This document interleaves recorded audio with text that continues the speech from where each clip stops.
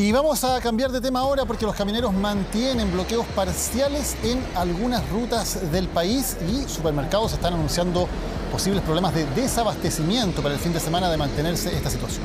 Vamos a ir con Samuel Rojas, que está desde Paine, donde se mantiene parcialmente cortado el tránsito. Samuel, buenas noches.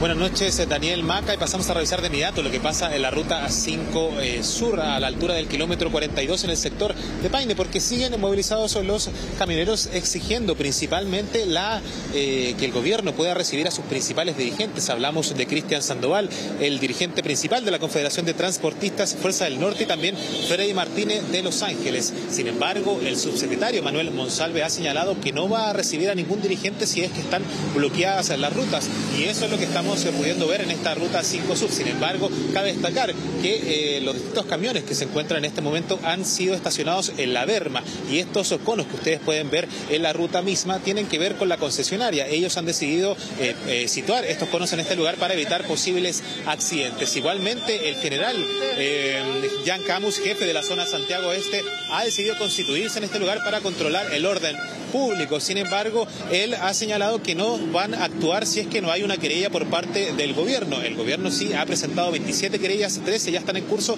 pero en esta instancia no ha habido ningún desalojo, por lo menos en esta ruta. Pasemos a revisar las declaraciones propiamente tal del general Jan Camus. Nosotros no aplicamos la ley, ahí en la ley aplica el tribunal, y el tribunal en estos momentos es el conocedor de las querellas por parte de la autoridad. Mientras que no llegue ninguna instrucción al respecto, no vamos a hacer nosotros nada. Lo que sí nosotros tenemos que mantener todo el flujo como corresponde. En este momento ustedes pueden ver que el flujo está expedito, se mantiene un flujo seguro y las personas se mantienen manifestando, ejerciendo su derecho a la manifestación como corresponde aquí en el costado de la verma.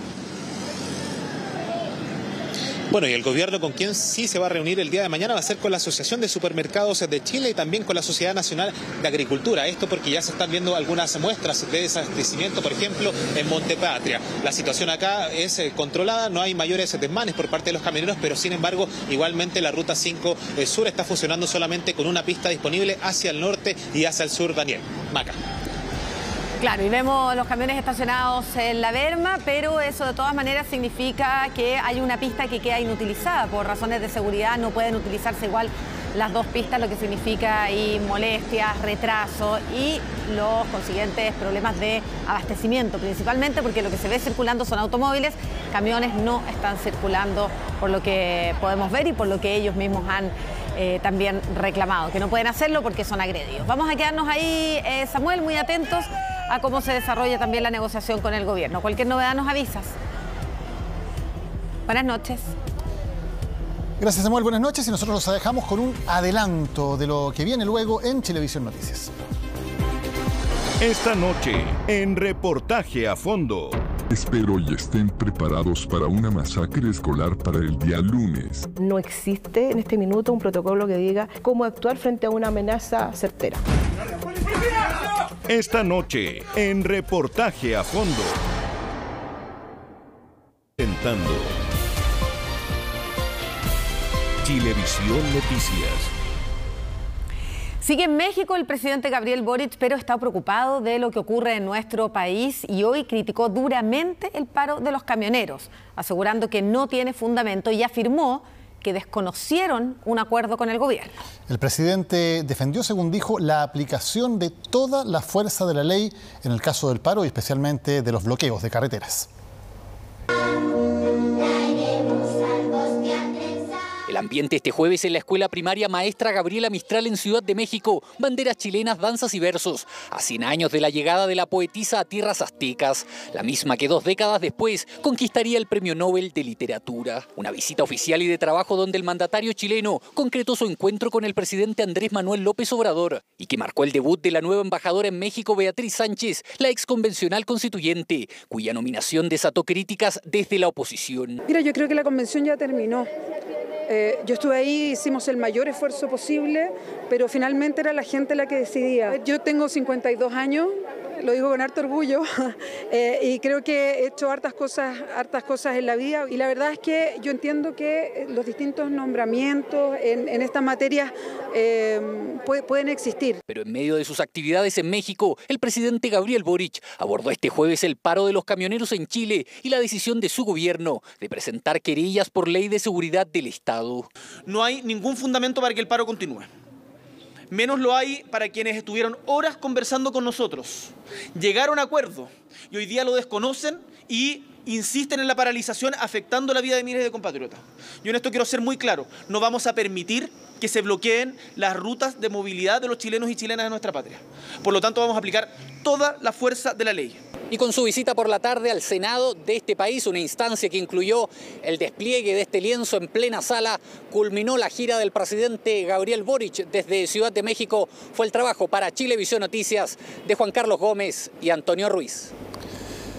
Bueno, luego de 4 días de paro de camioneros, no solo ha marcado también la agenda presidencial, sino que está creciendo la preocupación por los problemas de desabastecimiento que, según gremios empresariales, podrían comenzar a notarse ya este fin de semana en ferias y en supermercados. También hay alerta por los efectos que los bloqueos podrían tener sobre la exportación, especialmente de fruta, en esta época, que es la época peak de las cerezas. Otra jornada del paro de camioneros y ya comienzan a notarse los efectos de 4 días de cortes parciales de ruta y retrasos en la entrega de productos esenciales.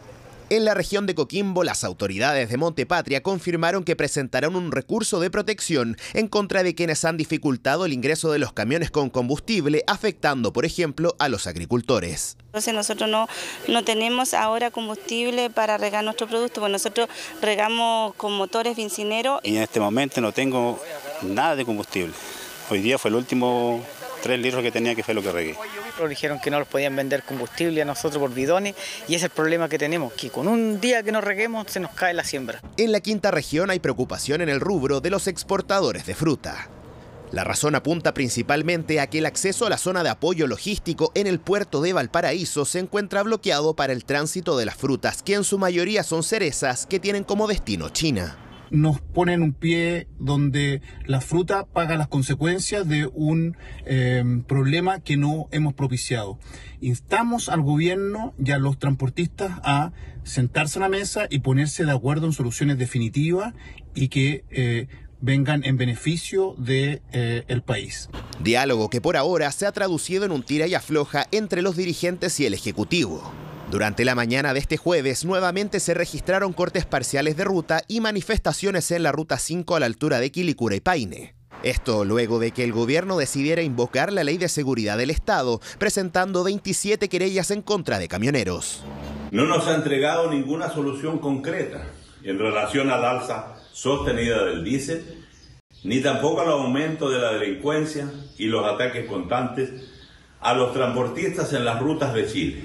Seguimos abiertos al diálogo para llegar a soluciones, pero el gobierno no puede pretender alcanzar acuerdos poniendo el pie encima. El daño que se le produce al país es enorme. La agresión de tomarse las carreteras no es una agresión, y quiero reiterarlo, contra el gobierno, es una agresión contra los ciudadanos del país. Y en eso no podemos tener flexibilidad. El primer llamado a los camioneros es a despejar las rutas. Los gremios movilizados en diversos puntos descartan de poner el paro, aunque por ahora no se registran cortes en la ruta. La razón principal radica en la propuesta del gobierno de congelar el precio del diésel en 3 meses, la cual no encaja dentro del petitorio de los camioneros, quienes solicitan una rebaja del precio de un 30% en todos los combustibles por un periodo de 6 meses. Yo creo que mañana sería el día final. Falta solamente que haya compromiso, que el Estado dé el compromiso de que lo que se está pidiendo se empiece a caminar, porque es la falta de información hacia nosotros los pequeños transportistas. Por eso le pido al subsecretario que lo tome en cuenta, que por favor mañana acepte la reunión que estamos pidiendo. Por ahora la incertidumbre prima en quienes ven con preocupación un posible desabastecimiento de los artículos más esenciales producto del paro que ya se aproxima a su 5ª jornada de movilizaciones.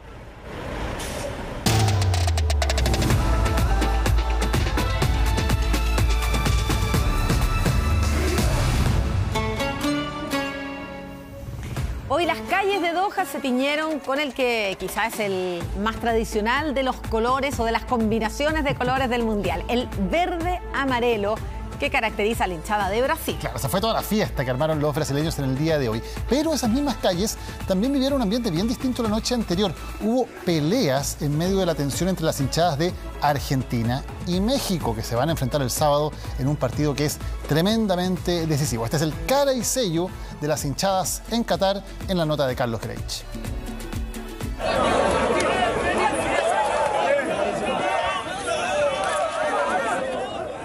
Así terminó una historia que había comenzado apenas se oyó el silbato final tras la derrota de Argentina ante Arabia. Los mexicanos pasaron del canta y no llores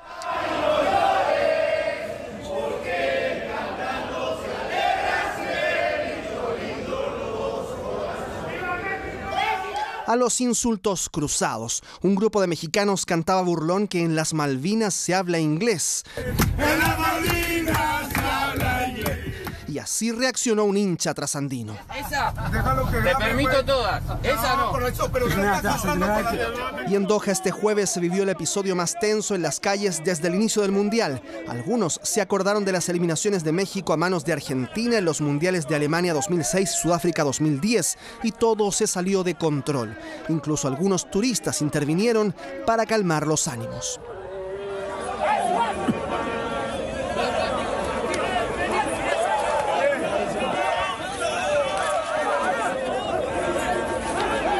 Y lo peor ocurrió al interior de un bar. Volaron varias copas, botellas y golpes de puño entre mexicanos y argentinos.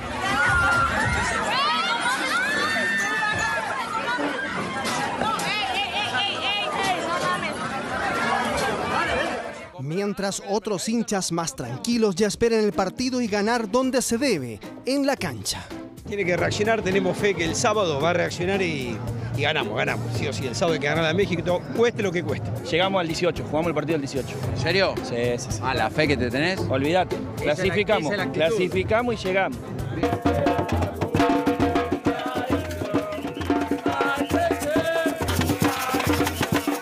Mucho más alegre fue el ambiente previo al Brasil-Serbia, con la inconfundible hinchada verde-amarela como protagonista de la fiesta. Hay muchos brasileños aquí y te diré algo. Pienso que ganaremos el hexacampeonato. Uno de los más fotografiados en Qatar es Egon, el doble oficial de Neymar, quien recorre las calles de Doha con la misma personalidad que luce su inspirador, el 10 de Brasil. Ni siquiera sabía quién era Neymar y la gente siempre me pedía fotos. Una foto aquí, una foto allá. Empecé a bromear, me puse un moicano y caminando por la calle la gente tomaba fotos y así se desarrolló naturalmente. Y uno de los grandes cuestionamientos de este Mundial tiene que ver sin duda con la condición de los trabajadores. Se habla de hasta 6.500 trabajadores que habrían muerto por las malas condiciones, el calor, durante esos años de construcción de estadios para esta cita mundialista. Claro, hemos visto la cara linda de Qatar, pero hay toda una cara oculta que Roberto Cox investigó en el día de hoy. Así que retomamos contacto con Roberto. Roberto, desde Doha, buenas noches nuevamente. Sí, mucho hemos hablado de la riqueza, el lujo, la opulencia y las excentricidades acá en Qatar. Pero hoy vamos a hablar de una de las tantas caras ocultas también de este Mundial.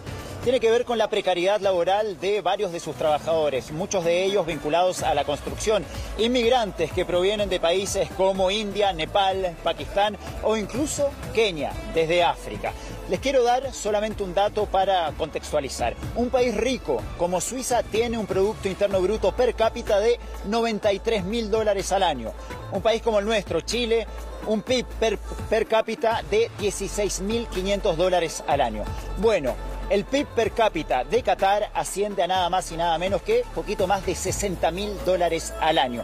Es decir, cuadriplica el PIB per cápita de nuestro país. Hoy tuvimos la oportunidad de ir a un complejo donde residen varios de estos trabajadores que mencionaba. Mientras el sueldo mínimo en nuestro país es de 400.000 pesos, acá en Qatar el sueldo mínimo es de tan solo 200.000 pesos. Pero en este lugar nos llevamos una particular sorpresa. Vean. Lejos de la riqueza y opulencia de grandes rascacielos, camuflados en la arena del desierto y distante de la mirada de los hinchas y turistas, encontramos estos gigantescos complejos de viviendas. La contracara más cruda del mismísimo organizador del Mundial, aquel que ostenta uno de los productos interno bruto más altos del planeta. Una estadística que contrasta con esto. A 50 kilómetros de Doha llegamos a uno de los tantos campamentos donde viven trabajadores de la construcción que participaron en la construcción de los estadios y que ahora permanecen trabajando acá en Qatar. Vamos a conocer sus condiciones de vida.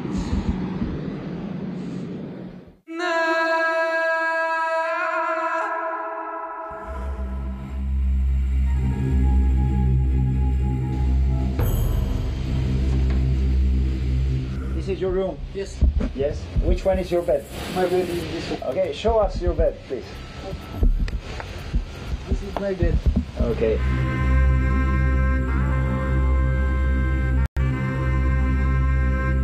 Bueno, este es uno de los cuartos donde viven estos trabajadores que vienen como inmigrantes a Qatar para trabajar en la construcción. Podemos ver acá un cuarto relativamente pequeño con 6 camas. Acá al interior viven 6 trabajadores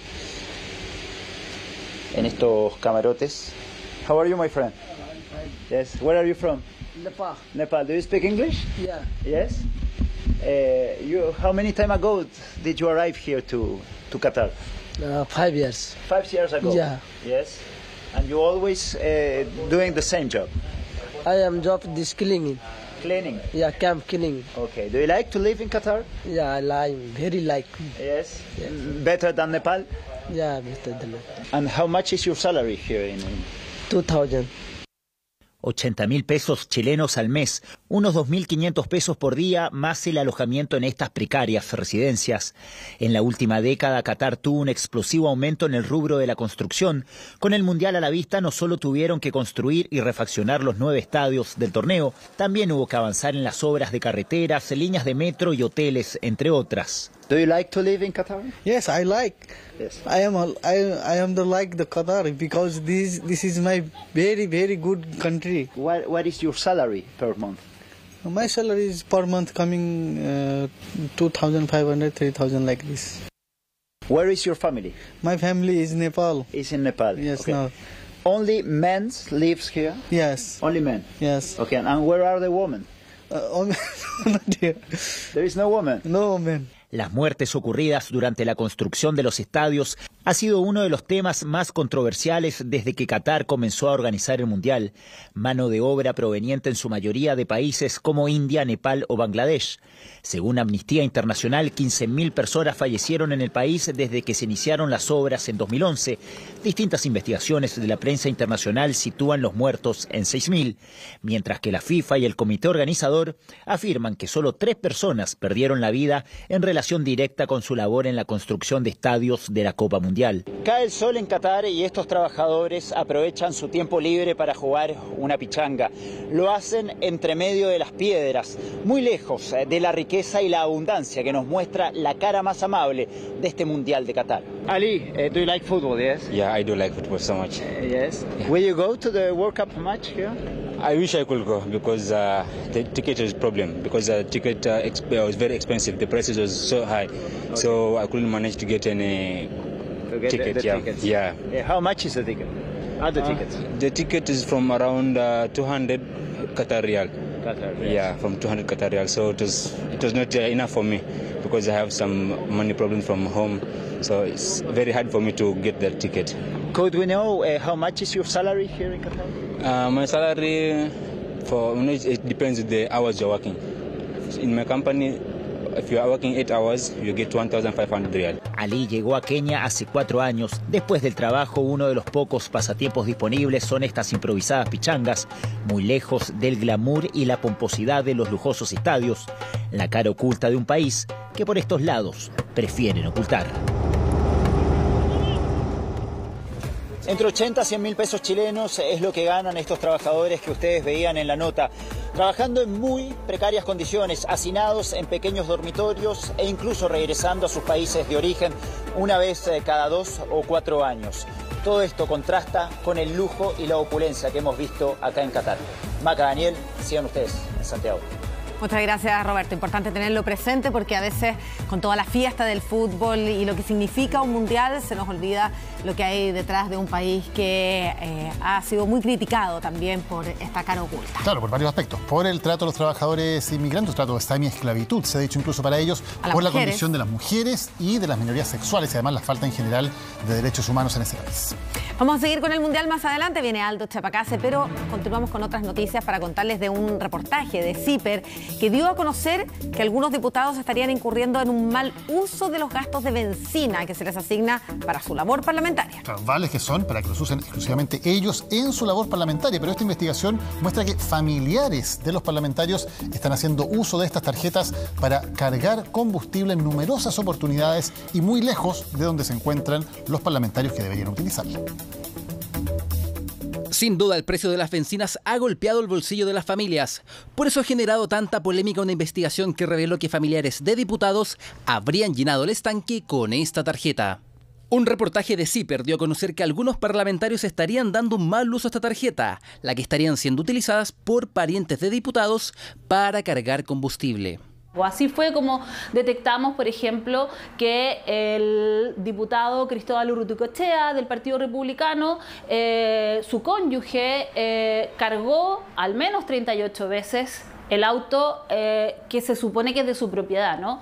El auto que el parlamentario tiene registrado en el Congreso, el que según el reglamento de la Cámara solamente los parlamentarios o sus asesores pueden hacer uso de este tipo de tarjetas. Quiero descartar absolutamente cualquier irregularidad. Las tarjetas de combustible solo pueden ser utilizadas en los vehículos que están destinados para el trabajo político y territorial de los diputados. Y en mi caso, este es mi segundo periodo como diputado. Y jamás, además que es imposible, he usado esas tarjetas para comprar combustible para mi auto familiar o el de mis hijos. Entonces lo que hasta ahora el diputado Urruticoechea no ha respondido es si su esposa lo que hacía era trabajar con su equipo parlamentario y ser la chofer de sus asesores en el territorio. Y si no es así, entonces ¿cómo se explica que ella durante largo tiempo aparece cargando con plata pública el auto fiscal del diputado? Pero no es el único caso que se menciona en la publicación. La hija de la diputada de Comunes, Claudia Mix, también habría cargado combustible con este tipo de tarjeta. Quiero aclarar que el auto que está inscrito y al que hace alusión la nota es mi vehículo personal, el cual se ocupa para trasladarme al Congreso y para llevarme también a las tareas distritales en las cuales debo estar presente. El diputado Boris Barrera del PC dice que en enero del 2020 le robaron su tarjeta y que con ella diferentes vehículos cargaron combustible por un monto de 1.700.000 pesos. Esto pese que para realizar la carga se necesita una clave. Se demuestra aquí, en el caso nuestro, que nos robaron la tarjeta, es falla en el sistema de la empresa que surte de combustible. Quien también aparece con familiares cargando combustible es la diputada del Partido Ecologista Verde, Viviana Delgado. Ella argumenta que al no tener licencia es su esposo quien ejerce las funciones de chofer y él carga el combustible. Tengo la suerte de contar con Mauricio, que es mi esposo, y me ayuda a trasladarnos de un lugar a otro. Obviamente sin cobrar un peso por eso. Para el encargado de regular el uso de los recursos en la Cámara de Diputados y Diputadas, la premisa es clara. Que el uso de los recursos públicos debe ejecutarse con cuidado y austeridad. Y el parlamentario es el primer llamado a velar porque aquello se cumpla. En el Consejo para la Transparencia son enfáticos en que debería existir un ente fiscalizador externo para este tipo de hechos. El Congreso Nacional no puede seguirse controlando solo. Nadie es buen fiscalizador de sí mismo. El Consejo para la Transparencia no puede entrar a las actividades del Congreso. Recursos públicos en la carga de combustible que la Cámara ahora revisará para ver si le están dando o no un buen uso. La Policía de Investigaciones desbarató una desarmaduría de vehículos robados en la comuna de Santiago, la que además habría funcionado como un lugar en el cual retener a víctimas de secuestro. Y de esta manera se suma el tercer caso durante este mes, lo que preocupa a las autoridades. Existía una empresa de la ilegalidad, donde dicho recinto se utilizaba como una desarmaduría clandestina.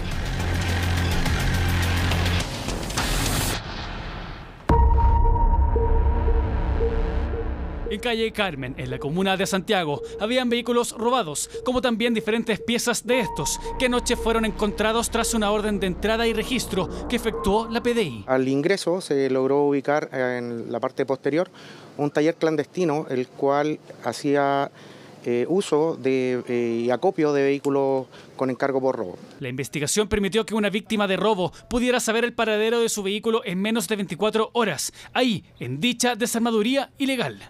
Mi hermano iba a salir a buscar el auto y vio cuando se lo estaban llevando. Y me llamaron ahora, a mi señora la llamaron una detective que tenía información que aparentemente había aparecido el auto. El avalúo del total de las piezas y vehículos encontrados supera los 300 millones de pesos. Pero detrás de esto, una organizada banda incluso extendió sus brazos a otros delitos aún más preocupantes. Llevaron a cabo una entrada de registro en primera instancia por el delito de secuestro. Hicimos un registro en el mes de mayo donde encontramos ciertas irregularidades. Al momento tenemos una persona detenida la cual hacía como cuidador y trabajaba al interior de dicho taller mecánico. Nosotros tenemos información bien relevante sobre estas personas también que están generando estas malas utilizaciones de los espacios de la Comuna de Santiago.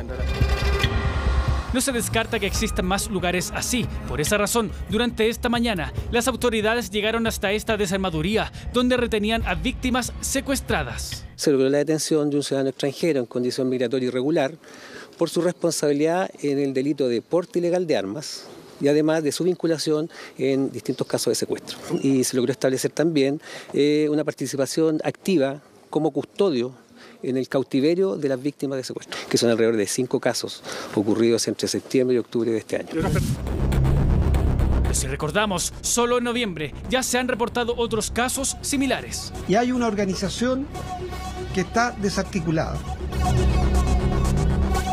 Se logró la detención de 4 ciudadanos extranjeros por su responsabilidad en un delito de secuestro. Sumados a estos casos de bandas dedicadas a los secuestros, el de esta desarmaduría sería la tercera dentro del mes, que se sumaría a las denuncias que han recolectado desde la PDI desde enero hasta octubre de este año. Es una situación muy grave. Nosotros como municipio habíamos hecho una denuncia por la ocupación ilegal de este espacio.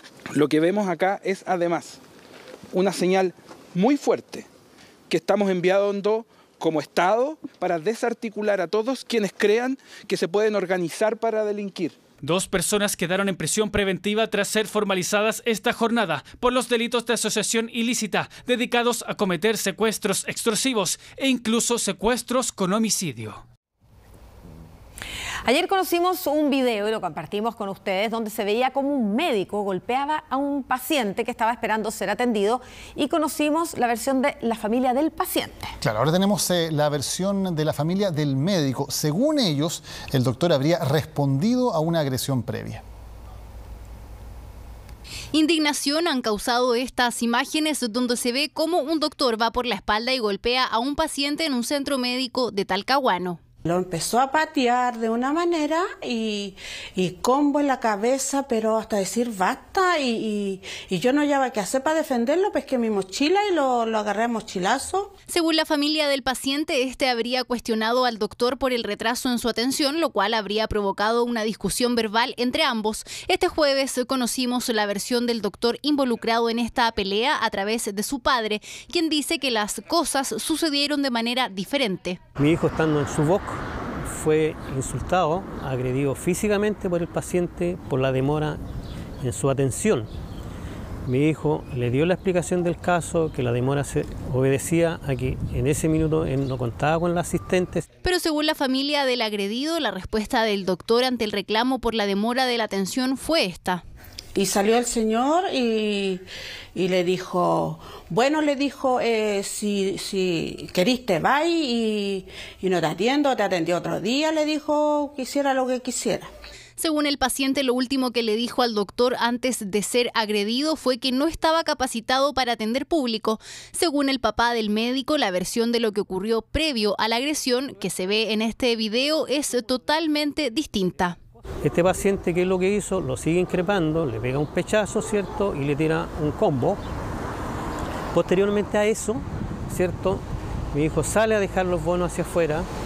Obviamente que esta persona asusó, digamos, al resto de los pacientes y se armó, como se dice en buen chileno, una trifulca bastante grande. Mi esposo le dijo, choreado, le dijo, oye, le dijo, tú no deberías ejercer como médico, y ahí este hombre se devolvió y lo empezó a patear de una manera. De todas formas, la familia del doctor Francisco Muñoz reconoce que nada justifica la reacción violenta que aseguran vino de ambas partes. Lo cierto es que la reacción no fue la correcta, ¿ya? Pero eso obedece a lo que yo le estoy indicando por un lado y a problemas de tipo familiar que tiene mi hijo, ¿cierto? Que son de extremada gravedad. Eso en todo caso no justifica su reacción. Un paciente, un doctor, un registro de las cámaras de seguridad y dos versiones contrapuestas de los involucrados que están a la espera de ser citados al tribunal. La justicia argentina logró la extradición del tenismesista chileno que está acusado de violar a una joven de ese país, un hecho que habría ocurrido el año 2017. El deportista imputado se encuentra en Chile, privado de libertad, y en poco más de un mes deberá enfrentar a la justicia argentina. Fuimos finos y pudimos sacar la medalla de oro para Ñuble. Corría el año 2019 y Juan Lamadrid, el seleccionado chileno de tenis de mesa, anunciaba con bombos y platillos que sería parte de los Juegos Panamericanos. Era una promesa de este deporte, pero un hecho que habría ocurrido 2 años antes cambió su historia y también la de una joven trasandina. Recién hoy puedo y tengo la fuerza para contar lo que sucedió hace 5 años atrás. Yo, Cielo Roten, con apenas 14 años, el 14 de diciembre de 2017, Juan Lamadrid abusó sexualmente de mí en pleno campeonato. Allí, según la denunciante, el chileno la habría conducido a una sala donde abusó de ella. La víctima, que en ese entonces tenía 14 años, cayó hasta junio de este año. A meses de la investigación, Argentina solicitó su extradición y esta fue aprobada por la justicia chilena. Bueno, desde acá, desde Argentina, estamos muy contentos con esta nueva información. Creemos que es un gran paso hacia la justicia. Fue así como la segunda sala penal de la Corte Suprema mencionó que se concede la petición de extradición pasiva del ciudadano chileno Juan Pablo Lamadrid Barraza por el delito de abuso sexual. Uno de los elementos considerados en el fallo fue el peritaje psicológico practicado a la víctima en el país vecino, que permitió determinar la dinámica como la participación. Para Cielo Roten, la víctima, una noticia que festeja. Ya con 19 años y firme en su relato, insiste en la culpabilidad del chileno. Gracias a Dios la causa se está desarrollando bastante rápido y con buenos resultados. Y ahora lo único que queda es esperar a que se confirme la extradición. La decisión fue casi unánime, a excepción del juez Juan Manuel Muñoz, quien no estuvo de acuerdo con sus colegas. Lo tomamos con mesura, entendemos la relevancia también del voto de disidencia en este caso, en que se hace cargo de los argumentos planteados por la defensa y en ese sentido rechazó la extradición. Sin embargo, evidentemente el voto de mayoría, de 4 votos contra 1, en definitiva accede a la petición del Estado argentino. Actualmente el acusado se encuentra privado de libertad desde septiembre tras dictarse la medida de prisión preventiva, la que se mantendrá vigente. Se inicia así en Argentina un proceso investigativo que comienza con el proceso de extradición, al que el joven llega ya como imputado. La defensa insiste en la poca congruencia en el relato de la víctima. Entregaron una versión respecto de estos hechos, sin embargo ninguno de ellos pudo confirmar de manera directa aquello antecedente o relato que transmitió la víctima en su oportunidad. La extradición podría demorarse entre 30 y 45 días, mientras una vez iniciado el juicio, Lamadrid arriesga penas de cárcel efectiva en Argentina que oscilan entre los 6 y los 20 años. Al parecer podría haber buenas noticias en tema de inflación. Esto porque después de la sorpresa positiva que fue el IPC de octubre de 0,5, el costo de la vida en noviembre y diciembre también podría seguir moderándose, dicen los expertos. Claro, incluso en el último mes del año el IPC podría ser el más bajo en los últimos 24 meses. Se estima que se ubique en un 0,3%. Más de 30 años don Oscar ha estado en este local. Dice haber visto las de Kiko y Caco y que aún así su negocio ha logrado salir adelante. La inflación que hoy tenemos la comienza a ver con más esperanza. Se ha notado en los proveedores también una preocupación por no subir demasiado los precios. O sea, no diría que ha bajado, simplemente los han mantenido, no han vuelto a subir. Y su percepción es reflejo de lo que está ocurriendo en nuestra economía. Ya van 2 meses consecutivos que la inflación está cediendo lentamente. Sin ir más lejos, en agosto se registró el último índice más alto de un 1,2%. En septiembre bajó a 0,9% y el último de octubre fue de 0,5%. Lo que quiere decir que de octubre del año pasado a este octubre llevamos una inflación del 12,8%. Pero, ¿cómo serán los futuros IPCs en lo que queda del año? Es que en los próximos meses, sobre todo ahora con el IPC de noviembre, debería bajar del 0,5 y llegar a la meta de lo que estipuló el Central, andar cercano al 12% final en los últimos 12 meses. Lo que podemos pensar hoy día es que durante los últimos 2 meses de este año, la inflación en total deberá estar en torno a 0,8%. Esto con la finalidad de cerrar el año con una inflación que bordee el 12%. Sí, una cifra alta todavía, pero recordemos que en agosto el IPC de 12 meses superó el 14%. Con fe que van a mejorar, supongo. Va a comprar un día un precio, al otro día ya está otro precio. La gente de comercio no tiene mucha proyección, dice que va a estar más mal que el año pasado. Veamos cómo viene diciembre, que va a haber harta venta, pero yo creo que igual puede mejorar un poco, pero no mucho. Claro, porque los meses venideros son importantes para el crecimiento del país, pero que la inflación se esté moderando, ¿son noticias positivas para el bolsillo? Los alimentos, si bien es cierto, subieron mucho, ya frenaron la alza fuerte sostenida que tuvieron en electrodomésticos o en todo ese tipo de rubro. Puede haber un bajo sustancial por las ofertas que presenten las casas comerciales ante las bajas en las ventas que han tenido en los últimos meses. Así es, porque se espera que los productos de electrónica o línea blanca tengan buenas ofertas durante estos meses por las bajas ventas. Pero también controlar la inflación tiene sus consecuencias.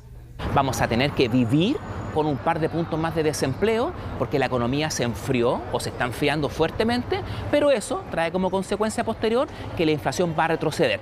Por ahora, aparentemente, las proyecciones del Banco Central de cerrar el año con una inflación de un 12% se estarían cumpliendo, ya que el costo de la vida se estaría moderando.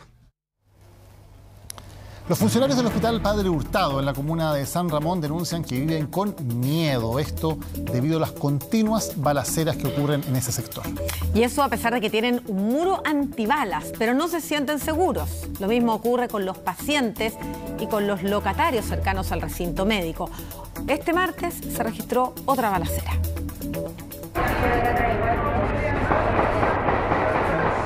Sonido al que dicen estar acostumbrados los funcionarios del Hospital Padre Hurtado. Las balaceras no son un tema desconocido para esta comunidad médica. Si bien el edificio no ha sido blanco de ataques directos, la sensación de inseguridad permanece, no solo en funcionarios, sino también en pacientes. Sin ir más lejos, este registro es del día martes. Y en realidad tenéis que andar así como siempre precavida. O sea, cuando venía urgencia es horrible porque siempre tenéis que estar atentos. Igual he tenido a mi mamita acá, a mi hermana, está toda la familia aquí en este hospital. Pero claro, es preocupante. La bala atraviesa el vidrio, que es grueso, la cortina, todo acá en la puerta de la sala. Son imágenes de archivo, imágenes que evidencian la violencia a la que se exponían funcionarios y pacientes, lo que provocó la instalación de un muro antibalas por las constantes balaceras en el frontis de este hospital. En 2020 fueron instaladas estas placas blindadas. Georgina ha sido testigo por años de este problema de seguridad. La balacera acá sí, es constante acá. Estamos en una zona roja. Peleas. Uno está con temor acá, pues. Lo único que uno tiene que quedarse ahí nomás y resguardarse, pues. Ahora si hay mucha balacera por acá, esconderme ahí en la caseta. Georgina se refugia al interior del hospital. A pesar de este muro antibalas, la sensación de inseguridad entre los funcionarios continúa. Desde el hospital han hecho distintas mejoras y están en constantes mesas de trabajo con el Ministerio del Interior y colaboradores. Internamente nosotros hemos mejorado las condiciones de seguridad de iluminación, cámara, perímetro, la reja. Y como digo, hemos trabajado con la alcalde también mejorar las condiciones del entorno y con carabineros, a que nos apoyan habitualmente. En el municipio de San Ramón dicen estar conscientes del temor que viven los funcionarios del Hospital Padre Hurtado. Nuestros equipos de seguridad están en coordinación, estamos realizando protocolos de seguridad, pero sabemos que no es suficiente, que aquí hay una cuestión que hay que desarticular, que tiene que ver con bandas que trabajan en forma organizada afuera, al exterior del hospital. Por eso el jefe comunal pide más apoyo policial en el perímetro del Hospital Padre Hurtado. Al centro asistencial acuden ciudadanos de las comunas de La Granja, La Pintana y San Ramón, o sea, más de 400.000 personas. Estas mesas tienen que seguir, escuchar a los trabajadores que tienen inquietud y tienen temor, y eso tenemos que nosotros hacer, tanto tranquilizarlos como tener medidas concretas. Según el hospital, desde 2019 que no viven un ataque directo, sin embargo entienden el temor constante de los funcionarios y pacientes. Por eso siguen trabajando en aumentar la seguridad. Mientras que en el exterior, Georgina espera no ser nuevamente testigo de la violencia. No quiere escuchar nunca más este sonido. Hay preocupación por un aumento de estafas a través de aplicaciones de citas. Claro, esto luego de un caso en que un joven denuncia que fue drogado por su cita y luego esta le robó celulares, tarjetas y datos bancarios. Preste atención al siguiente registro. En la imagen se aprecia a una joven que el pasado miércoles ingresó cerca de las 21 horas a una de las torres de Carlos Antunes. A simple vista, ninguna de las personas en el ascensor sospecha nada, pero sus verdaderas intenciones se conocerían tras su cita de Tinder. Hablé con ella unos días y vino a mi casa aquí a comer, a compartir. Era un poco diferente, yo se lo pregunté. Fui al baño, 5 o 10 minutos después, me desplomé, todo blanco y no me recuerdo nada. Lo que había comenzado como una cita terminó siendo un infierno para Claudio, quien, temeroso, no quiere mostrar su rostro porque no solo denuncia haber sido drogado. En la imagen, varias horas después del encuentro, se aprecia a la mujer, ahora con una mochila repleta de un millonario botín. Celulares, todos los computadores personales, computadores del trabajo. De hecho, me echaron del trabajo por eso. Tarjeta de banco, hizo transferencia también. El monto, la transferencia, son 2 transferencias por un total de 1.050.000. Robo cometido. Al acto siguiente se ve cómo la mujer sale rauda con las pertenencias de Claudio. De ahí fue una amiga quien horas más tarde se percató del hecho y quien lo ayudó a entender lo que había pasado. Llegué sola y él no podía hacer nada, o sea, no podía ni caminar, ni pararse, no podía dormir, se quejaba todo el rato, horrible. Porque uno no sabe si estos operan hace cuántos años y dejan, supuestamente mi amigo lo dejaron sin trabajo. Le robaron, como dice, mucho dinero, lo dejaron muy mal, apaleado, si no llego yo, ¿qué hubiese pasado? Y no sé, tener cuidado con las aplicaciones de cita. Su caso ya está en manos de la policía y del Ministerio Público, pero muy por el contrario, las estafas a través de aplicaciones como Tinder, Bumble o Grindr han aumentado exponencialmente. Ya que según datos de la PDI, este delito ha presentado alzas del 300%, pero esta cifra podría ser mayor, ya que las víctimas temen hacer la denuncia principalmente por vergüenza. Te roban, te pueden hacer de todo, llevar a cualquiera a la casa es peligroso. Pero ya para llevarlo a la casa tendría que ser una persona que ya haya entrado en confianza. La mayor precaución es tomar una videollamada antes. Para cualquiera que planee concretar un encuentro a través de una aplicación, lo importante es siempre mantener su información personal en resguardo y bajo ningún motivo concretar la cita en la casa en primera instancia. De esta forma podría evitar episodios como el que le ocurrió a Claudio. Las redes sociales son, como cualquier espacio de interacción, oportunidades y riesgos. Tenemos que ser muy cuidadosos de no abrir espacios privados, íntimos, a personas que no tenemos la certeza de quiénes son y que por lo tanto no deberíamos tener un nivel de confianza que nos haga exponernos a que esa persona conozca estos espacios de intimidad. Por ahora, Claudio espera que avance la investigación para dar con el paradero de la mujer. Historia que refleja la realidad de muchos quienes con la esperanza de encontrar su media naranja terminaron siendo estafados. El CERNAC citó a declarar a los ejecutivos de la multitienda La Polar por la denuncia de venta de productos falsificados en su tienda. El objetivo es que la empresa entregue todos los antecedentes necesarios para evaluar las acciones a seguir. Esto tras el allanamiento e incautación de algunas prendas de distintas marcas. Algunas de ellas se sumaron en el día de hoy.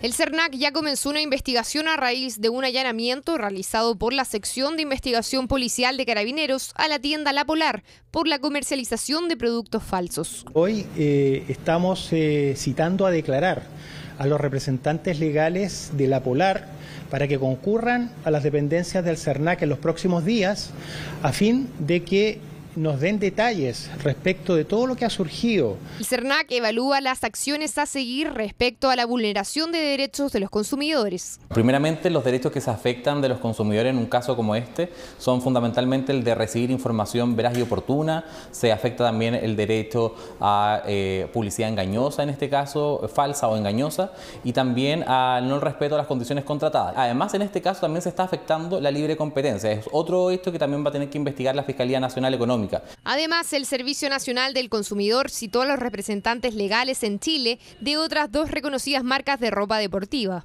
Hemos citado a declarar a los representantes de Adidas en Chile y de Columbia en Chile para que nos den explicaciones de por qué razón no proporcionaron antecedentes ni a los consumidores ni tampoco al CERNAC con ocasión de la venta de ropa falsificada que se habría producido en años anteriores.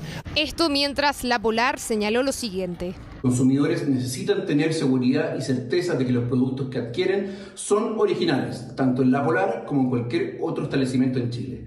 Por tal motivo, La Polar ratifica su más absoluto compromiso por participar en todas las instancias que sean necesarias para efectos de clarificar lo que hemos venido sosteniendo en los últimos días en cuanto a que los productos son originales y que se cuenta con la documentación para acreditar tal condición. En caso de que la investigación arroje que son responsables de vender productos falsificados, los consumidores podrán iniciar un juicio o una demanda colectiva. Por ahora, el llamado a los consumidores que hayan efectuado compras en La Polar respecto a estas marcas es que reclamen al CERNAC en caso de que tengan dudas con sus productos.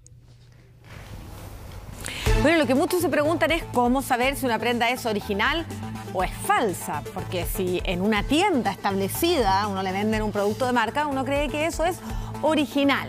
Bueno, ¿cómo hacerlo? Hay que fijarse, por ejemplo, en el bordado, en el precio, en el etiquetado. Son algunos tips que se deben seguir para asegurar la autenticidad de la compra. Y no es porque sí, es porque hay un tema no solamente de patentes, sino que hay un tema de calidad detrás. ¿Cómo hacerlo? El código QR que está en pantalla lo lleva directamente a nuestra página en chbnoticias.cl y ahí están todos los consejos para poder distinguir entre un original y una imitación y de esa manera evitar pasar malos ratos.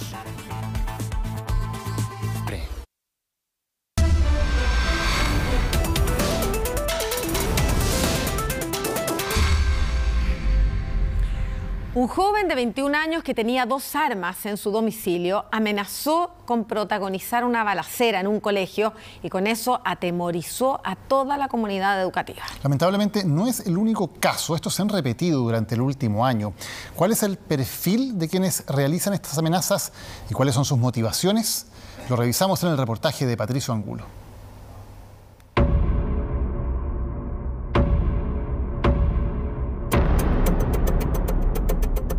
Ya nos comunicamos con la PDI, con Carabineros, con lo que corresponde. ¿Dónde está Carabineros?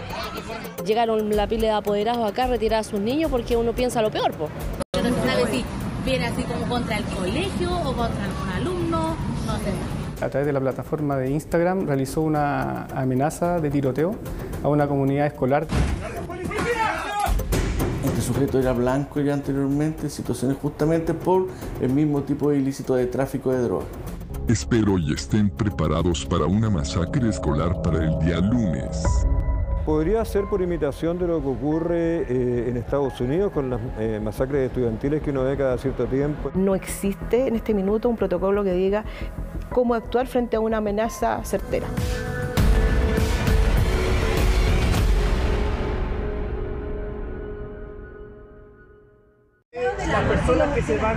Son pasadas las 8 de la mañana. La jornada escolar ya tendría que haber comenzado, pero una brutal amenaza en redes sociales moviliza a la comunidad del colegio Jorge Uneus en La Pintana. La alerta de un masivo ataque armado llegó a los apoderados. Afuera del establecimiento aumenta la tensión. Obviamente estamos tomando todos los resguardos necesarios, es decir, ya nos comunicamos con la PDI, con Carabineros. Este es el mensaje que no tardó en viralizarse. La advertencia es clara. Una balacera se registraría al interior del colegio y allí cualquiera podría ser víctima de la masacre. Catherine temió por la vida de su hija y nos relata cómo fue ese momento en que otros apoderados también llegaron a retirar a los alumnos. Yo me quedé hasta que ver qué pasaba y empecé a ver que llegaban más apoderados. Obviamente todo es preocupante el tema. Y de ahí ya yo retiré a mi hija y por seguridad. Suspendieron las clases y yo ese día yo no la mandé por precaución porque no iba a estar tranquila. Hasta entonces, solo se sabía que la amenaza había sido enviada a través de un mensaje a esta cuenta de Instagram de confesiones del colegio. Del remitente solo se tenían estos antecedentes. Se hacía llamar Giordano Milán y tenía armas en su poder, o al menos así lo demostraban estas publicaciones en su perfil de Facebook. En dicha publicación, además, hacía ostentación exhibiendo armas de fuego, lo cual obviamente le daba mayor plausibilidad o seriedad o verosimilitud a las expresiones preferidas. La Brigada Especializada del Cibercrimen de la PDI comenzó el análisis investigativo por orden de la Fiscalía. El objetivo era dar cuanto antes con la verdadera identidad de este sujeto y su paradero. Para ello, solo contaban con estas fotos. ¿Cómo llegar a ubicarlo? Nosotros lo que hacemos es un trabajo de relacionamiento estratégico con las compañías extranjeras asociadas a estas amenazas como Facebook, Instagram, YouTube, ¿cierto? Y ellos nos proporcionan antecedentes técnicos que nos permiten a nosotros hacer un trabajo con las compañías nacionales y logramos posicionar a estas personas en el lugar donde realizan la amenaza. Las amenazas proferidas se utilizaban o tenían la plataforma a través de un teléfono celular que estaría en manos del blanco investigado. Y de hecho, tan es así que se logró identificar justamente a raíz de eso y otros antecedentes cuál podría ser la identidad del sujeto y su lugar de residencia. Fue así como llegaron a su casa en la comuna de El Bosque y al momento de su detención se hallaron 2 armas y municiones, pero había más. Este sujeto era blanco ya anteriormente en situaciones justamente por el mismo tipo de ilícito de tráfico de droga. ¿Y él en su casa se encuentra cerca de 1 kilo de droga? Se encuentra una cantidad importante de droga, cerca de 1 kilogramo. Además, se hallaron elementos que para la policía confirmarían que quien está detrás de este perfil de redes sociales es en realidad Brian Quiñones, de 21 años. Hay un teléfono celular que está en proceso de análisis y también encontramos vestimentas y accesorios que dan cuenta que esta persona es la que realiza o la que aparece en la fotografía, como las vestimentas, joyas y artículos que son como específicos que aparecen en las publicaciones. El joven, que no cuenta con antecedentes penales, optó por guardar silencio al momento de ser detenido. Estamos en presencia de ¿quién? De alguien que obviamente no cumple las leyes, una persona que vive un estado de anomia, una persona que no tiene relación directa con los estudiantes según él mismo dice, por eso que es grave, por eso que es preocupante. No es alguien que se vaya a vengar del bullying que le pueden haber hecho, por ejemplo, en un liceo. No es alguien que se vaya a vengar de un profesor que lo puede haber reprobado. De ahí lo particular de este caso, donde quienes realizan este tipo de acciones habitualmente tienen algún vínculo con el establecimiento. Delito de amenazas que se ha convertido en todo un fenómeno y que ha afectado a distintas comunidades educativas del país. En lo que va del año, la PDI ha recibido 19 denuncias de amenazas de masacre escolar. El caso 0, como es conocido este 2022, ocurrió en el Liceo Benjamín Franklin de Quinta Normal.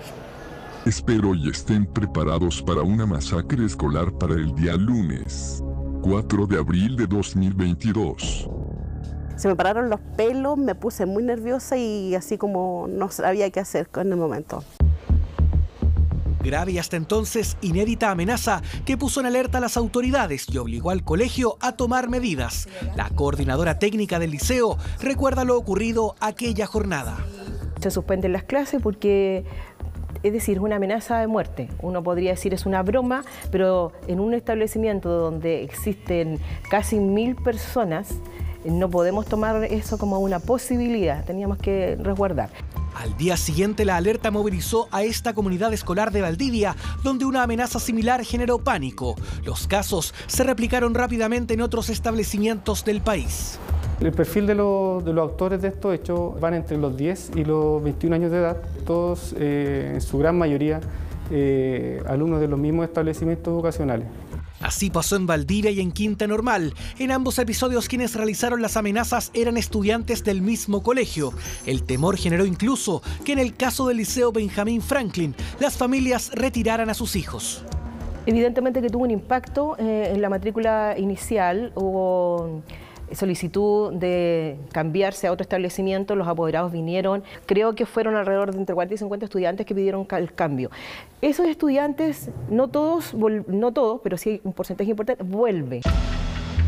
Luego de una convulsionada semana, las clases se retomaron bajo estrictas medidas de seguridad y resguardo policial. El establecimiento realizó además actividades reflexivas con el objetivo de retomar la normalidad. Hubo un trabajo de mucha contención psicoemocional. Trabajamos, más que pensar en que estamos perdiendo clase a nivel de proceso de enseñanza-aprendizaje, a nivel de contenido, trabajamos mucho enfocado en lo que significó la reconstrucción de la confianza. Trabajo y contención para enfrentar este fenómeno que se masificó con la vuelta a la presencialidad de las clases. Pero, ¿qué hay detrás y qué motiva a quienes realizan estas amenazas? Habitualmente los alumnos que hacen esas amenazas se están vengando del bullying. Entonces ahí falló todos los mecanismos de convivencia escolar. Y ese muchacho, esa muchacha en algún momento explota. Con eso le dan una lección a los que cometen el bullying para que nunca más lo vuelvan a hacer. Pero la PDI también señala de otro factor que habría inspirado a 2 estudiantes en el norte del país. 2 hermanos realizan una amenaza de masacre escolar en contra de un establecimiento vocacional, en donde ellos ya tienen cierto fanatismo al caso de Columbine, a los autores del caso de Columbine, que es una masacre ocurrida en Estados Unidos.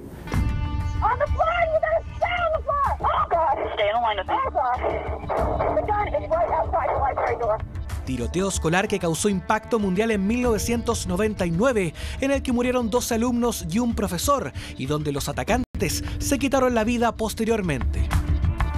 Volviendo a nuestro país, lo ocurrido en el Liceo Benjamín Franklin evidenció la falta de protocolos ante amenazas y, más preocupante aún, es que a 8 meses y tras una veintena de casos, todavía no existe una orientación en esta materia. No existe en este minuto un protocolo que diga cómo actuar frente a una amenaza certera o una concreción de una amenaza que implique uso de armas de fuego, por ejemplo. ¿Se trabajó en algún protocolo? ¿Hay alguna directriz de parte del Ministerio, por ejemplo? Oficialmente el Ministerio no ha entregado ninguna directriz respecto a eso. El Ministerio de Educación, la Subsecretaría y la Superintendencia no estuvieron disponibles para abordar este tema en una entrevista. Retomando el caso de La Pintana, tras ser detenido, el presunto autor del mensaje fue formalizado por los delitos de amenazas, infracción a la ley de drogas y tenencia ilegal de armas.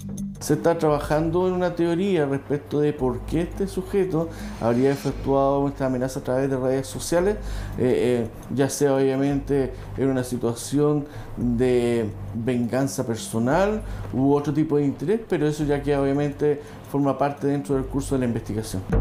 Brian Quiñones quedó en prisión preventiva a la espera de que la justicia determine si es o no responsable de esta nueva amenaza de masacre que causó pánico en una comunidad escolar que hoy, pese al daño y ver alteradas sus vidas, intentan retomar la normalidad.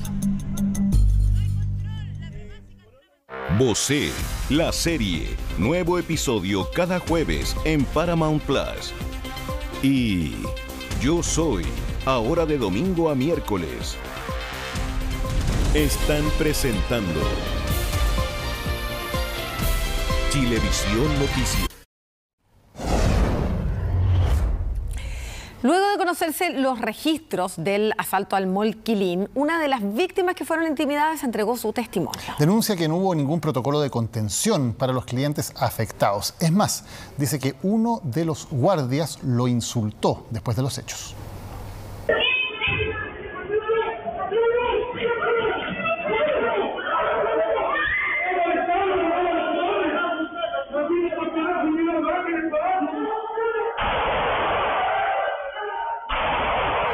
Si hay una conclusión que sacar de los registros revelados por Chilevisión Noticias del asalto ocurrido en el Mall Quilín, es que definitivamente la desprotección para clientes y trabajadores en un centro comercial es absoluta.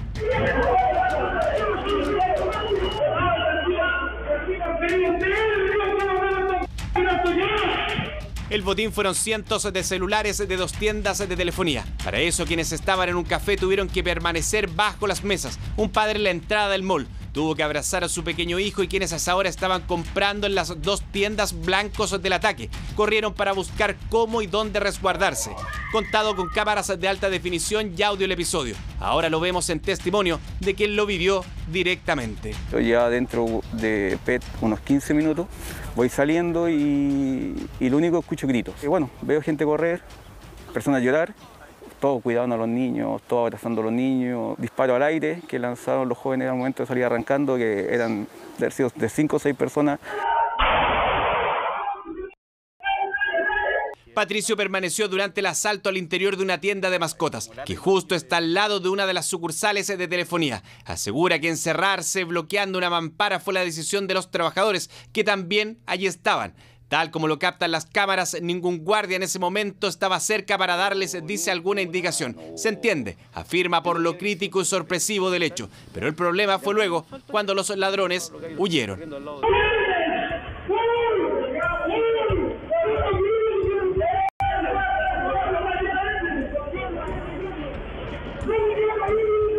Tampoco dice que alguien de seguridad o del mall apareció para ayudarlos o simplemente guiarlos o contenerlos cuando ya los ladrones se fueron. Los guardias solamente se vieron corriendo lo del mall. Esto ocurrió ahí y nosotros caminamos por acá tranquilamente, nada de guardia que dijeran ya eviten, salgamos por el lado norte, salgamos por otro lado. No están capacitados. Porque yo le hice una consulta, todavía tengo la cara de un guardia. Yo le hice la consulta al guardia por dónde retirarme, o sea, pero con otras palabras. Y me lanzó un grabado. Así de sencillo. Alega una total falta de protocolos e incluso consideración con quienes pasaron el peor momento probablemente de sus vidas. Contactado el centro comercial, declinaron entregar una declaración y se ciñen a lo que la Cámara de Centros Comerciales ya ha señalado. Y en ese sentido el trabajo conjunto con las policías y el Ministerio Público y el Ministerio del Interior es la forma correcta de avanzar para que tengamos una solución integrada. Soluciones integrales con tecnología y refuerzo de la seguridad en tiendas de tecnología. En eso se está trabajando. Pero ¿qué pasa con las víctimas? Un abogado asegura que tras un episodio tan traumático como este, incluso se puede seguir acciones legales, entre ellas una demanda por indemnización de perjuicios. Dentro de lo que significa el estrés postraumático o como trabajador solicitar licencia a partir de este hecho, existen caminos que puedan tener los clientes para objetivamente demostrar ante los tribunales que hay una afectación por no haber dispuesto los elementos de seguridad mínimo que requieren. Cuando termina todo el hecho, ¿qué hacen ustedes? ¿Se van nomás a las casas? No, como que no pasara nada, o sea, no fue como común, o sea, algo que pasa todos los días y la única diferencia es que uno lo vio en directo, ¿no? Y ahora será de seguro lo que jamás olvidarán. Hay controversia por algunas declaraciones de Cecilia Boloco en una de sus transmisiones de Instagram. Claro, parece que una de sus seguidoras le pidió que hicieran tallas más grandes en su marca de ropa y ella les recomendó comer menos. Sin mes, necesitamos ropa extra large. Te voy a mostrar, tengo unas cosas preciosas. Les voy a mostrar inmediatamente, quédense ahí. Una pregunta de una de sus miles de seguidoras detonó una polémica respuesta de la ex Miss Universo Cecilia Boloco. La duda era si su colección de ropa incluía tallas extra grandes. Esta se equivocaron y me la mandaron en talla M, ¿ven? Así que van a ver ustedes una talla M, pero llega hasta el extra large y van a ver lo grande que es. ¿Ustedes creen que necesitan más talla? Yo creo que lo que necesitan es comer menos, ¿ya? Se los digo con todo mi amor. Una respuesta que se viralizó rápidamente en redes sociales, y es que el comentario va contra todo lo que ha luchado la sociedad este último tiempo, donde el movimiento por la diversidad corporal es cada vez más fuerte. Creo que es sumamente delicado hoy en día seguir, con toda la información que hay, seguir hablando del cuerpo del otro y seguir midiendo la salud por cómo uno se ve. Creo que eso no le corresponde a nadie más que a un doctor al que además yo le esté preguntando y que tenga mis exámenes en mano. La activista Antonia Larraín fue una de las primeras modelos de talla grande que hubo en Chile. Uno de los puntos más preocupantes que observan las declaraciones de Cecilia Boloco es el consejo que da para adelgazar y la razón de hacerlo. Hagan un ayuno intermitente, alguna cosa, porque no, tan grande no. ¿No es cierto, mis amores, mis preciosos hombres que están ahí? Cuéntenle a las chicas que hay muchos de ustedes que les gustan las mujeres hechas en carne. carne, así que confiésenlo, pero extra large, así tan grande, de repente no es sano, entonces no es bueno, ¿ya? Creo que recomendar así a la ligera, si algo no les queda bien, la solución es no comer o comer menos o hacer ayuno intermitente, que es una de las cosas que dijo, y eso solo genera una mala relación con sus cuerpos, con su autoestima y con la comida, con el ejercicio, etc. En 1960 surgió en el mundo el movimiento Body Positive, que aboga porque la sociedad entienda que existen cuerpos diversos y que no hay solo un estereotipo de belleza. Ana María Gallardo, en 2018, fundó Body Positive Chile. Hoy la comunidad la integran distintos profesionales. Es generar representación de todos los cuerpos en todos los espacios públicos. Y además que se desestigmatice la talla, porque acá hay una alusión a que ciertas personas con cierto tipo de cuerpo tal vez estarían enfermos o que incluso que no estéticos. Entonces eso ya es violento para las personas. Tallas en la ropa que llegaron incluso al Congreso, donde las diputadas Yael Yeomans, Marcela Sandoval y Erika Olivera lanzaron un proyecto de ley para que se cree un sistema único de tallas. Hasta ahora, Cecilia Boloco no ha emitido declaraciones al respecto de esta polémica, pero tiene agendado un nuevo live para el próximo 29 de noviembre. Les tenemos una gran invitación para esta noche. En pocos minutos más comienza la gran final del Discípulo del Chef. Y mira que está linda la Emi Diver. Emi, buenas noches. ¿Cómo está, Emi? Buenas noches. Linda Maquita, hola, ¿cómo están? Maca, Daniel. Nosotros ya estamos listos y dispuestos, expectantes, porque vamos a entregar este premio nunca antes visto. A partir desde mañana, él o la gran ganadora del Discípulo del Chef va a poder estar atendiendo a sus clientes de miércoles a domingo, al almuerzo y en la cena. Y en realidad este no es un premio, es un sueño que se concreta para los cocineros del Discípulo y nosotros estamos muy emocionados de entregar este premio. De hecho, quiero pedir un fuerte aplauso acá, espontáneo del público. Oye, sí, debo decir y reconocer que nuestros chefs y nuestra querida China están acá de punta en blanco para la ocasión. ¿No es así, mi Sergi querido? Negro, más bien negro. Punta en negro. De punta sí. en negro. Hombre, evidentemente, es que la ocasión lo merece. Lo merita, ¿no es cierto? Por favor. Y lo más importante de todo, mi querido Sergi, es que el poder lo tiene la gente en sus casas, porque son ellos los que van a decidir justamente quién se gana este restaurante. Absolutamente. Y además, ¿sabes qué? De modo gratuito se puede votar, cuando ya sepamos los 4 finalistas, se puede votar en vota.chilevisión.cl. Así de fácil. Así de simple y además de manera gratuita. ¿Qué más se puede pedir? Nosotros ya estamos expectantes, ¿no es cierto, mis queridos chefs? Sí. ¿Qué tal, Maca? ¿Qué tal, Daniel? ¿Cómo lo ven? Muy Nosotros bien, estamos demasiado emocionados. Sí, primera vez que la gente empiece a votar también. Final en vivo y en directo desde el restaurante. En vivo desde Monticello, que es el lugar donde va a estar instalado antes el restaurante para que el ganador o la ganadora pueda hacerse cargo de él. Así que nos quedamos con la gran final del Discípulo del Chef. Ya, Emi, besitos para todos los chefs y para los participantes, que tengan mucha suerte. Yo ya tengo mi favorito A, así que favorita. Estamos conversando. Así que voy a votar ahora que terminan las noticias y empieza el Discípulo del Chef. Mucho éxito. Y los dejamos precisamente con la gran final del Discípulo del Chef en vivo. Comienza ahora en Chilevisión. Chao, hasta mañana. Buenas noches.